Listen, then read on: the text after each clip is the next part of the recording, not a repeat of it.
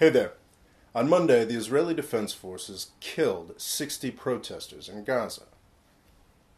Longtime viewers of this channel will know that I'm a bit of a coward when it comes to covering Israel and Palestine. I don't want to offend my large audience in the Arab world, but I also don't want to offend my large, reflexively Zionist audience in the United States. Also, I'm conflicted myself. I don't know for sure what I think.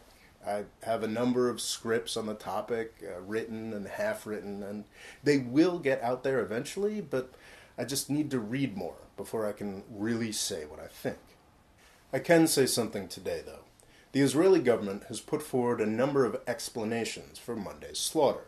They claim that the protesters were throwing rocks, or Molotov cocktails, or that they were flying flaming kites, or what have you. These are the stories they use to justify using snipers against a largely unarmed crowd. At least 60 people have died and over 2,700 people were wounded in a single day. With this video, I'm not going to weigh in on the sufferings of the people of Gaza. I'm not going to talk about the anniversary of Israel's founding, and I'm not going to talk about the U.S. government's choice to open an embassy in Jerusalem. I just haven't read enough. What I'm going to talk about today, however, is personal experience. I was on the scene for a massive, mostly peaceful protest, one that was dramatically larger and dramatically more intense than the one that the Israeli government claims required them to kill 60 people on Monday. In May of 2013, I was living in Istanbul, Turkey. I was living in a neighborhood just a few streets down from Taksim Square. Now, Taksim is probably the heart of Istanbul.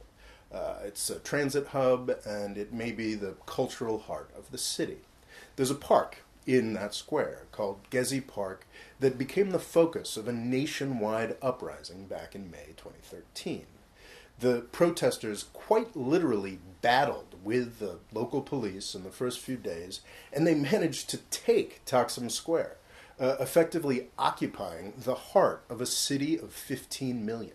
The protesters held on to Taksim Square for almost 2 weeks, if I recall correctly. And it wasn't just Istanbul. There were protests and uprisings in 67 cities across the country.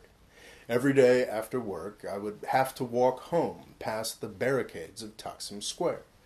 I got tear-gassed a lot. And I also saw what a mass uprising actually is. The vast majority of protesters were peaceful, but from day one, there were people there throwing rocks at the police. As the cops took back Taksim Square and the protesters grew more desperate, some of them started turning fireworks on police officers. I personally saw a lot of that. At the peak of the protests in June of 2013, there were easily millions of people on the streets, mostly peacefully protesting. Do you know how many people died? 22. Across the whole country, in a month-long nationwide uprising involving millions of people, 22 people died. And very few of these people were shot. Some people died out of simple exhaustion. I believe the majority of people were killed when they were hit in the head with tear gas canisters. The U.S. government and media described Turkey's suppression of these protests as brutal.